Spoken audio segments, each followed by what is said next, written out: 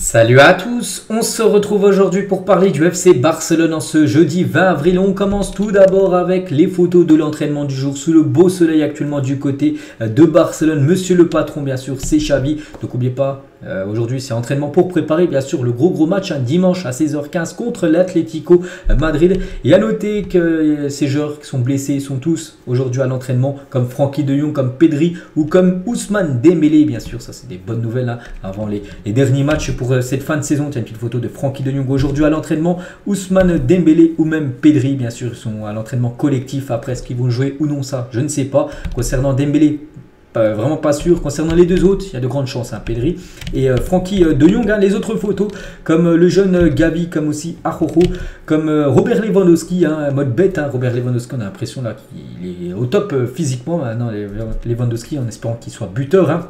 Parce que le Barça a besoin de marquer, surtout c'est l'Atlético en face, c'est une belle équipe et surtout que le Barça reste quand même sur 3 matchs sans marquer. Gavi de nouveau, même Marc-André Ter Stegen. Donc voilà toutes les photos de l'entraînement aujourd'hui jeudi.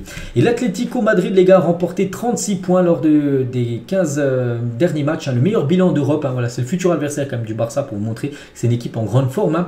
Donc ouais, ils ont pris beaucoup de points. Donc voilà, ce sera un gros match. Hein, le Barça premier contre l'Atlético troisième, c'est toujours une grosse affiche. Hein. Dommage juste que ça soit en plein après-midi à 16h15, ça aurait été bien mieux que ça soit en prime time le soir.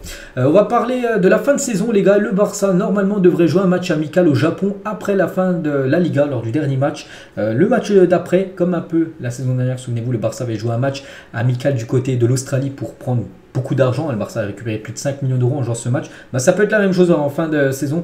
Le Barça devrait jouer du côté du Japon. Je ne connais pas peut-être le futur club. Ils ont commencé à contacter Andrés Iniesta qui a fait la proposition peut-être contre Vissel Kobe pour jouer ce match où le Barça pourra engranger une belle somme d'argent. Donc voilà, ça pourrait être au Japon le dernier match, on va dire, de la saison, mais qui sera seulement un match amical. On va parler de Dembélé, les gars, qui travaille dur pour revenir contre l'Atlético. Hein. Je vous ai montré une photo de l'entraînement. Mais voilà, concernant sa participation, hein, c'est vraiment pas sûr. Hein. Donc Xavi et le personnel médical préfèrent attendre plus tard hein, dans le mois, d'autant plus que le joueur jeûne pour le Ramadan. Actuellement c'est le Ramadan, donc il ne mange pas ni boit en pleine journée. Et puis ce match contre l'Atlético, ça en plein après-midi à 16h15, en plus il fera certainement beau, il fera chaud. Donc c'est pour ça peut-être qu'il sera quand même pas pris. Hein. Il sera peut-être pris le prochain match, hein, la semaine prochaine. Mais là pour ce match contre l'Atlético, c'est peut-être trop juste, on va dire, hein, pour le retour de Dembélé. La une aujourd'hui du journal Sport, hein, comme tous les jours, hein, je vous montre toujours Sport, Mundo Deportivo, et ça revient encore sur Léo Messi, hein, l'offre du Barça à Messi. Donc on peut voir les deux petites bulles rouges, donc déjà 25 millions d'euros, donc voilà, et plus 1 million, enfin une année plus une autre année en option. Voilà, en gros, voilà, le Barça envisage d'offrir à Messi un contrat jusqu'en 2025 avec un salaire de 13 millions d'euros net par saison. Donc en gros, là c'est marqué 25, c'est bien 26, on va dire, 13 plus 13, 2 ans. En termes de salaire, ça fait 26 millions pour Léo Messi et un contrat jusqu'en 2025. Et voilà, donc une année plus une autre année en option peut-être.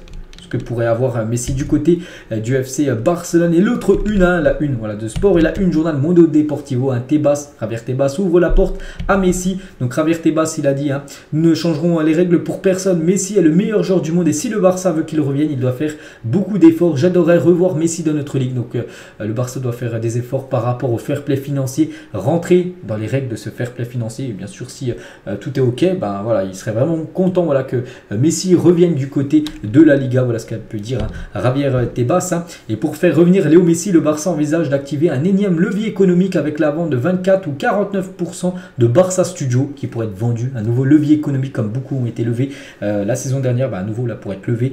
Donc après le montant, enfin le pourcentage on ne sait pas, mais voilà, pour faire revenir tout simplement Léo Messi du côté du Barça. Et cette photo, les gars, va peut-être vraiment être réel hein, dans quelques mois tout simplement avec Lewandowski, avec Ousmane Dembélé et Lionel Messi. Hein, ça peut être vraiment un énorme trio d'attaque hein, du côté du Barça saison prochaine.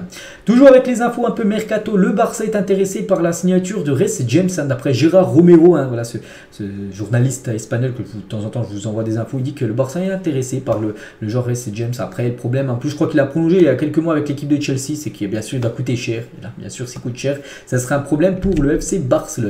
Le Barça n'est toujours pas parvenu à un accord avec Gundogan sur son salaire. Hein. S'il baisse ses exigences, il sera un joueur du Barça pour les 2 prochaines saisons. Pour l'instant, peut-être il demande un peu trop d'argent en termes de salaire. Hein. Gundogan demande 10 millions d'euros net par saison pour signer à Barcelone. Dans le passé, le club aurait pu le payer, on aurait pu payer ce salaire de 10 millions d'euros net, mais pas maintenant, voilà. Donc il devra baisser ses exigences s'il veut signer au Barça. Hein. Donc ouais, il devra descendre, je sais pas, peut-être à 7 millions d'euros net, hein, qui reste bien sûr une somme énorme. Et les 10 millions d'euros qu'il espère toucher s'il venait du côté du Barça, pour l'instant, c'est pas possible, bien sûr, pour l'équipe Blaugrana. Le Barça toujours est très déçu de ne pas avoir pu rivaliser financièrement pour la signature du prodige Kendriz Páez. Il signera pour Chelsea à la place parce que ce joueur que je connais pas, je vous cache pas, je pense que la plupart qui me regardent ne connaissent pas aussi ce joueur. Bon, si le Barça, Chelsea sont sur le coup, c'est que bien sûr il doit être bon.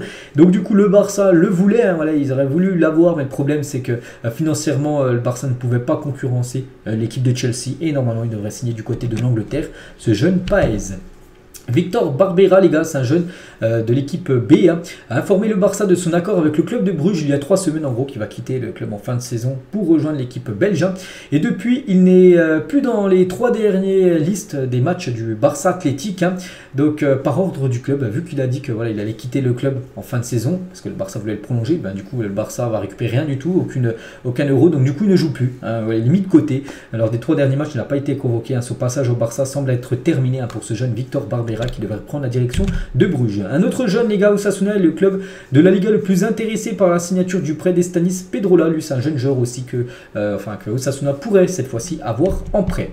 Le Sporting Lisbonne s'attend à recevoir des offres de 25 millions d'euros pour Trincao cet été. Le Barça, 50% d'une vente future. N'oubliez pas que il était vendu au Sporting, mais le Barça a toujours un pourcentage par rapport à une revente. Hein. Donc si le Sporting le vend, je sais pas, 20 millions d'euros, je ne sais pas, à n'importe quel club, le Barça recevra 10 millions d'euros, hein, vu qu'il y a un pourcentage. Donc voilà, ça intéresse aussi le Barça parce que ça peut être une belle rentrée d'argent.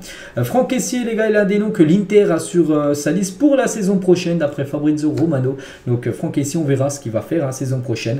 Donc ancien joueur de Milan, mais il pourra peut-être aller du côté de l'Inter Milan saison prochaine ou être conservé bien sûr par l'équipe Blaugrana. On verra ce que décidera Xavi. Ansu Fati, les gars, c'est que son avenir à Barcelone peut dépendre de ce qu'il fera lors de ses 10 derniers matchs, hein, les 10 dernières rencontres de Liga.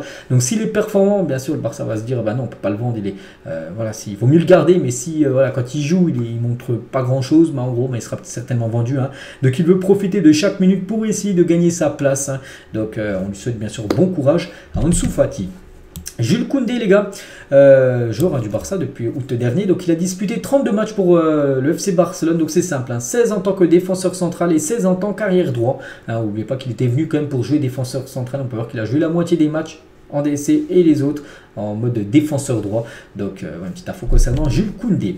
Le comité de la concurrence a rejeté l'appel d'Elche contre Gavi. Donc c'était quoi? J'en avais parlé il y a quelques jours que Elche, après avoir perdu 4-0 contre le Barça il y a à peu près un mois, ils avaient lancé je sais pas, un appel en gros pour que le Barça perde le match et que gagne le match, parce que Gavi, vu qu'il n'était pas enregistré auprès de la Liga, tout ça, qu'il n'avait pas le droit de jouer, donc du coup ça a été rejeté bien sûr. Hein. Le Barça a bien gagné 4-0 contre l'équipe de Elche, fin du dossier. Juan Laporta, les gars, est dans les bureaux de la Liga pour donner des explications sur l'affaire Negreira à d'autres clubs. Donc il a fait sa conférence de presse un lundi, on a beaucoup parlé là ces derniers jours, mais il a fait aussi une conférence, enfin il a parlé aussi avec les autres dirigeants des autres clubs. Hein. Et par exemple le président de Séville qui était présent, le président du Barça, le président de Séville, je ne crois pas que le président du Real était là, hein. Mais bon, le président de Séville, il a dit, hein, nous remercions Laporta pour les précisions qu'il a apportées aujourd'hui, mais il n'a convaincu personne. Hein. Donc voilà, toujours bien sûr l'affaire Negreira du côté du club. Ibrahim Afellay, hein, le Barça de Pep était quelque chose de spécial. C'était incroyable de faire partie de cette équipe. Hein. Le Barça de Pep, hein, dans les années 2009, 2010, 2011. Hein. C'était peut-être le Barça prime, hein, de toute l'histoire, hein, bien sûr, du FC Barcelone. Hein. Et bien sûr, Afellay était présent. Même s'il jouait, c'était pas un titulaire. Hein. Il rentrait souvent en cours de match. Le Barça a commencé la première phase de développement du stade de Montjuïc. Hein.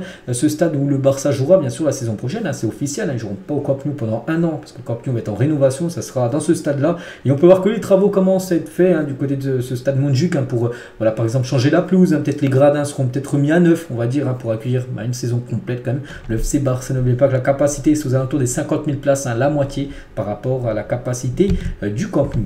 Un grand nom du football prend sa retraite. Hein. Merci pour tous les bons moments offerts aux fans de ce sport et pour ta façon d'être sur le terrain et en dehors. Nous te souhaitons le meilleur pour la suite, hein, Joaquin. Hein.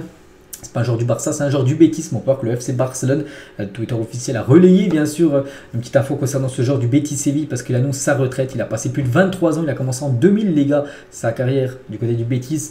En 2023, il prend sa retraite là, en fin de saison à 41 ans et le Barça lui souhaite une bonne retraite parce qu'il a souvent joué bien sûr contre le Barça lors des matchs Betis-Barça qu'il y a eu souvent lors des années en Liga.